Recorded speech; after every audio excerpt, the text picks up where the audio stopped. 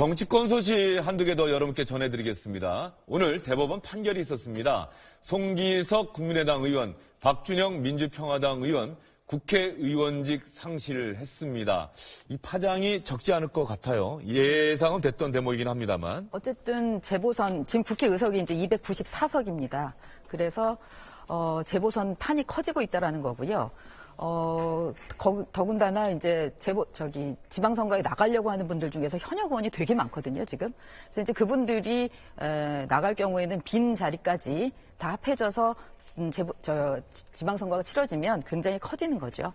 특히 지금 6월 13일로 되어 있는데 30일 전까지 그 확정 판결이 나거나 아니면 의원직을 사퇴하거나 이렇게 되면은 선거가 치러지는 거기 때문에 일단 5월 14일까지를 좀 지켜보면은 그 판이 나올 것 같습니다. 지금까지만 해도 벌써 6석이에요. 네. 6석인데 지금 말씀하신 대로 광역단체장 선거에 나설 사람들도 있고, 근데 이거는 뭐 후보가 되고 나서 사퇴하면 되는 거니까. 그렇죠. 그 전에 사퇴할 필요는 없고.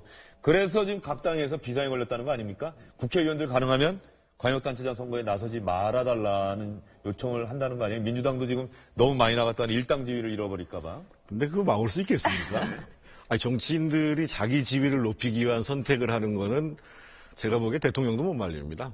대통령이 뭐 사찰을 한다 그러면 막을 수 있을런가 모르겠지만, 그래서 지금 봐서는 지금 이제 서울시장 선거에 나가는 민주당의 의원들이 여러 번 뭐 박영선, 우상호, 민병범, 뭐 전현희 의원이 박원순 시장과의 경선에서 이제 그렇죠. 이겨야. 그다음에 이제 뭐 인천시장의 박남춘, 경기지사의 전해철, 그리고 충남지사의 양승조, 충북지사의 오재세, 대전시장 이상민, 전남지사 이계호 의원. 그런데다가 이제 자유한국당에서도 이제 가장 확실한 데가 경북인데, 경북에 나가겠다고 하는 의원이 3명이나 있어요. 이철우 의원. 아니, 김광림, 박명재, 이철우. 이 세 분이 있죠. 이러니까는 제가 보기에는 적어도 이번 그 지방선거 때 10곳 이상은 보궐선거를 하는 것이 불가피하다고 보여지고, 이게 왜 중요하냐면 지금 사실은 민주당과 자유한국당, 그리고 양쪽으로 퍼져 있는 크게 보면 여야 구도를 놓고 봤을 때는 거의 지금 의석수가 마카마카하거든요.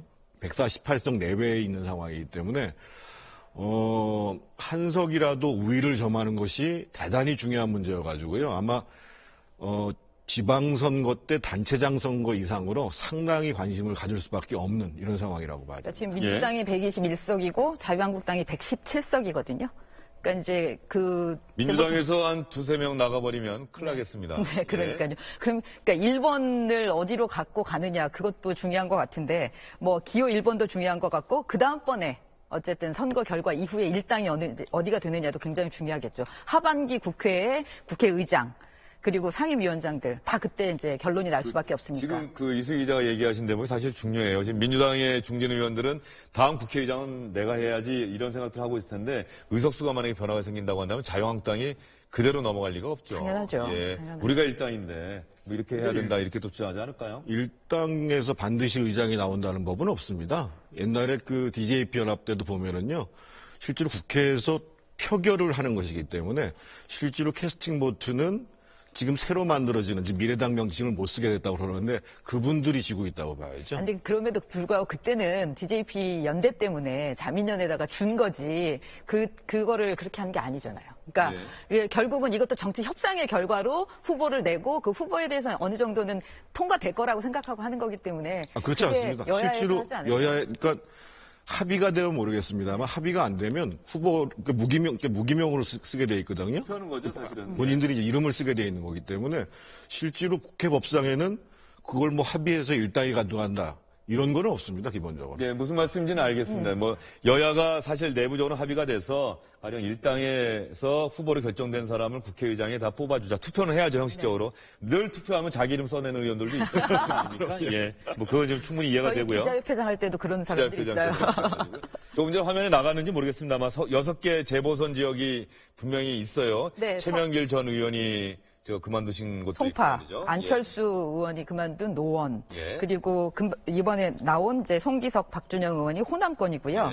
그다음에 울산 북구 민중당의 윤종호 의원 의원이 그만두게 됐죠. 그다음에 배덕광 의원이 있었던 부산 해운대을 여기는 이제 PK 지역인 거죠. 전국적으로 골고루 있다고 봐야겠네요.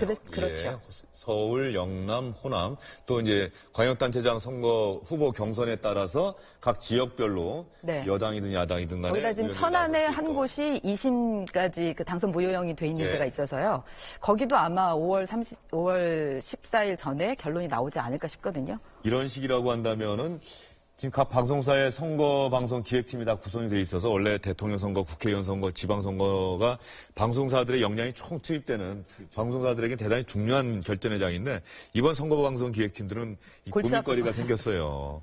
지방 선거만 그동안 했으면 되는데 이 국회의원 재보선 10군데가 만약에 넘어간다고 한다면 이게 결코 이게 정말로 이게 어려운 일이거든요. 이것까지 준비하려면. 그래도 어떻든 가장 큰 선거는 서울시장하고 경기지사 선거니까요. 서울시장, 경기지사. 네. 거기서 승패가 어떻게 갈라지냐에 따라 가지고 크게 봐서 이제 그 평가가 나올 거고, 예를 들면 자유한국당 같은 경우는 자치단체장을 6개를 지킬 거냐 말 거냐. 지금 이제 홍준표 대표가 약간 빼서 지방선거 이후에도 나 계속 자리에 있겠다라고 말씀드렸습니다. 홍준표 대표는 진짜 어떻게 보세요?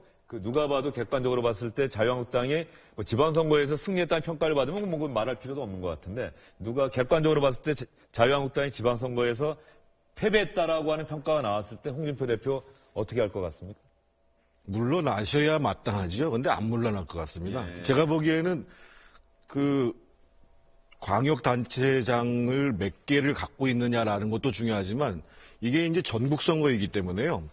각 시도별로 정당 득표율이 나옵니다. 왜냐하면 그 광역의원 비례대표 투표를 하기 때문에요. 그래서 만약에 득표율상으로 봤을 때 새로 만들어지는 그 지금 뭐 바른미래당인가라고 뭐 명칭을 지금 갈 모양이 드는데 그 바른미래당에 비해서 득표율이 적었다. 그러면 뭐 자유한국당 패배한 거라고 봐야죠. 그리고 예. 사실은 물러나야 맞는데 그분께서 계속 하시는 걸로 봐서는 안 물러날 가능성이 더 크지 않겠나. 이미 안 물러나겠다는 얘기를 뭐 좀 그 얘기까지 했었죠. 또 했기 때문에 예, 말이죠. 예, 예. 홍준표 대표의 좀 어떻게 보면 저돌적이고 뭐 여러 가지 평가가 있습니다만은 참 어쨌거나 본인은 이미 이제 얘기를 했습니다. 광역단체장은 경쟁력 위주로 하겠다는 거고, 광역기초단체장은, 그다음에 광역의원, 기초의원은 청년과 여성을 우대해서 어쨌든 많이 내보내겠다. 그리고 현역들은 거기도 아마 의원 때문에 그런 것 같은데, 그 의원직 때문에 현역은 가능하면은 좀 안 나갔으면 좋겠다. 현역 만류론이 거기도 있습니다. 현역 만류론 예. 자유한국당 내부에서도요. 네. 이번 지방선거 때는 광역단체장 선거, 기초단체장 선거, 이번에 국민들이 뽑는 그 대략 후보들이 8장인가 그렇다는 거 아니에요? 네네. 얼마 전에 김성태 네. 자유한국당 네. 원내대표가 이렇게 많은데 여기다가 개헌 하나 투표까지 더 하면은 주세요. 우리 저 연세가 드신 분들이 힘들다라고 이야기를 했는데 미국이나 이런 경우를 보면은 또 훨씬 더 20장이 더 넘는다. 이게 바로 시민이 갖고 있는 권력의 차이다. 더 많으면 많을수록 시민들이 권력을 더 많이 갖고 있는 것이다라고 하는 게 또 여당이 민주당의 반론이었는데 그런 측면에서 뭐 어떻게 보세요? 우리가 아직 지방자치제가 더 확고하게 자리 잡는다고 한다면 지금은 뭐 시장, 군수, 도지사 이 정도 뽑는데 거기에다가 각 시도별 교육감 또 시도별 검찰총장 뭐 이런 것도 다 그 지방민들이 뽑는다 이런 선거까지 가야 될까요? 어떨까요? 미국은 그렇게 하는 저는 그렇게 가는 것이 맞다고 보여집니다. 결국은 현명한 유권자가 정치를 바꾸는 거고 제도를 바꾸는 것이거든요. 그래서 물론 이제 과거의 선거에 비하면 상당히 어려워진 선거. 그래서 사실은 이제 줄투표를 많이 하잖아요. 뭐 1번 찍으면 쭉 1번 찍는 경우도 있습니다만 그렇죠. 적어도 앞으로 투표장에 나올 때 선거 공보를 꼼꼼히 보고 나오는 유권자가 많아질수록 우리 정치는 발전한다고 봐야 됩니다. 역시 현역 정치에 몸담으셨던 경험이 있으시고 이수희 기자생은 어떠세요? 그럼요. 당연히 아무리 그러니까 몇 사람이 그런 경향이 있다 해서 그 제도 자체를 봉쇄해버린다는 건 말이 안 되는 것 같고 오히려 이제 이번에 보니까는 그 이재용 그 재판 항소심 때문에 저 판사에 대한 민주적 통제도 필요한 거 아니냐. 또 판사도 미국에서는 일부 주에서는 그렇게 직선제를 한다던데 예, 우리도 예. 그래야 되는 거 아니야. 이런 얘기가 나올 정도고 지금 청원이 난리가 났는데 사흘 만에 20만 명이 넘었다고 하니까 그래서 대답을 또, 해야 돼요. 또 답변해야 돼요. 네. 그럼 누가 답변해야죠? 저거는 민정수석이 해야 되나요? 그렇죠. 아니면- 청와대에서 하니까 그럴 텐데 당연히 그거야 뭐 사법의 독립을 존중하는 상황이기 때문에 여기서 지금 행정부가 뭐 왈가왈부할 수 있는 상황은 아닌데 그래서 얘기 나오는 게 다른 식의 사법권 독립도 중요한데 민주적 통제를 또 어떻게 할 건가 왜냐하면 재판 결과가 미치는 영향이 너무 크니까 이제 그런 논의가 있어서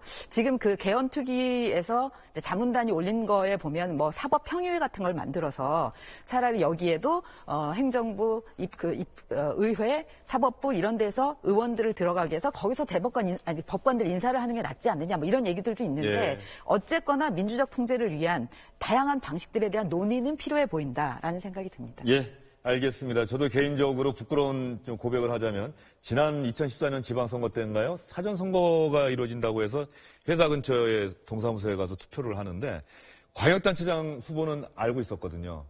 그러고 나서 되게 많이 당황했어요. 제가 찍어야 될 용지는 더 많은데 나머지 후보들에 대해서는 제가 아무것도 모르고 있다라고 한 생각 때문에 되게 난감해하고 당황했던 기억이 나는데 우리 정태우 의원님 말씀대로 선거 공범을 꼼꼼히 읽고 가서 투표하는 적어도 그 정도 유권자들이 많아지면 많아질수록 대한민국 지방자치, 대한민국 정치도 한층 성숙해질 것이다 이런 생각이 듭니다. 두 분간에 여기서 인사드리겠습니다. 수고 많으셨습니다.